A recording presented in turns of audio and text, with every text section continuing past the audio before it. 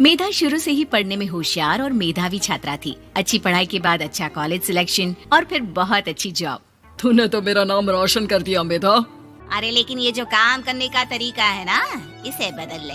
18 घंटे काम करेगी तो कल को बच्चा कैसे संभालेगी? तुम्हारी तरह पागल नहीं हूँ माँ जो बच्चे और परिवार में फंस जाऊँ। मैं तो जिंदगी खुल कर जीऊंगी। सब कहने की बात होती है बेटा, अपने बच्चे का सुख हर कोई चाहता है। वक्त भी और मेधा की शादी हो जाती है। शादी के कुछ सालों में ही मेधा एक सुंदर से बेटे की माँ बन जाती है। अरे यार, मेरी मैटरनिटी लीव खत्म हो रही है, क्या करे? माँ भी नहीं आ सकती, कैसे मैनेज करूँ? ऐसा करते हैं, इसके लिए एक केयर टेकर रख लेते हैं, वो देखा करेगी इसे। मेधा को पति की बात जंच जाती है और वो केयर टेकर की तलाश शुरू कर देती है। एक दिन उन लोगों के घर एक महिला आती है जो दिखने में पढ़ी लिखी लगती है। जी, क्या काम है आपको? मैम, मेरा नाम स्नेहा है। आपका एड देखा केयर टेकर का, क्या मैं आपके यहाँ काम कर सकती हूँ? हाँ, क्यों नहीं, लेकिन आप तो अच्छे घर की लगती हैं, फिर नौकरी क्यों? दरअसल मेरे ससुराल वालों ने मुझे घर से निकाल दिया क्योंकि मैं माँ नहीं बन सकती और माता पिता भी नहीं है इस दुनिया में। तो अरे कोई बात नहीं, तुम लक्ष्य को ही अपना बच्चा समझो और यहीं रहना, और किसी भी चीज की जरूरत हो ना तो नेहा खुशी खुशी लक्ष्य को संभालने लगती है। रात को जब मेधा घर पर आती है। अरे क्या बात है स्नेहा, तुमने खाना नहीं खाया क्या? अरे दीदी, आपका बेटा टाइम दे तब ना। अरे तो जब वो सोता है तब खा लिया करो। तब तो मैं इसके पास ही बैठी रहती हूँ। कोई मच्छर या कीड़ा काट ले लक्ष्य को तो अब आप पकड़ो, मैं खाना खा लेती हूँ। स्नेहा वहाँ से चली जाती है। बहुत ही अच्छे से ख्याल रख रही है ये लक्ष्य का। मेधा, इतना तो शायद तुम भी ध्यान नहीं देती। मेधा को पति की बात बुरी तो लगती है, लेकिन कुछ धीरे धीरे स्नेहा मेधा और उसके पति के साथ बाहर भी जाने लगी। सुनो, स्नेहा को भी बाजार ले चलते हैं, वो क्या है ना लक्ष्य को देख लेगी जब तक मैं शॉपिंग कर लूंगी। हाँ चलो, वैसे मैं चाह रहा था कि लक्ष्य को लेकर हम दोनों ही चलते।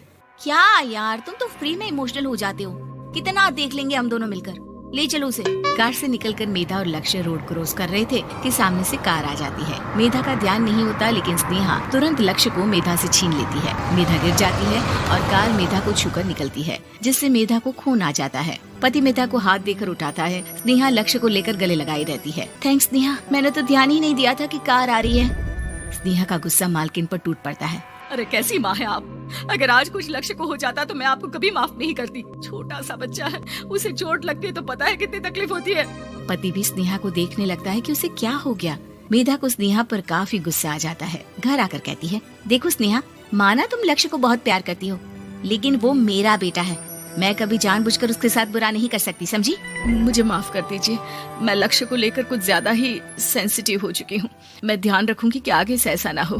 मेधा का मन स्नेहा से अब हटने लगा था।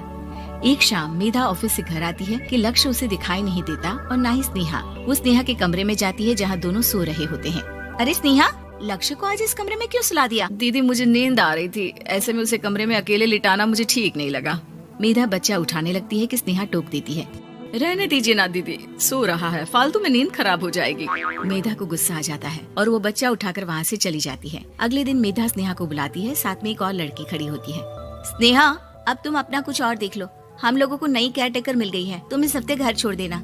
स्नेहा का मन लक्ष्य को छोड़ने का नहीं करता, लेकिन नौकरी तो नौकरी होती है ना। स्नेहा घर से चली जाती है। धीरे धीरे महीने और साल बीतते जाते हैं और लक्ष्य एक नौजवान लड़का हो जाता है। लक्ष्य, आज मुझे मंदिर जाना है, ले चलोगे?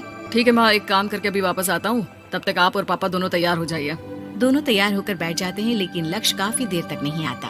अरे मेधा, फोन तो करो लक्ष्य को, देखो क्या हो गया उसे।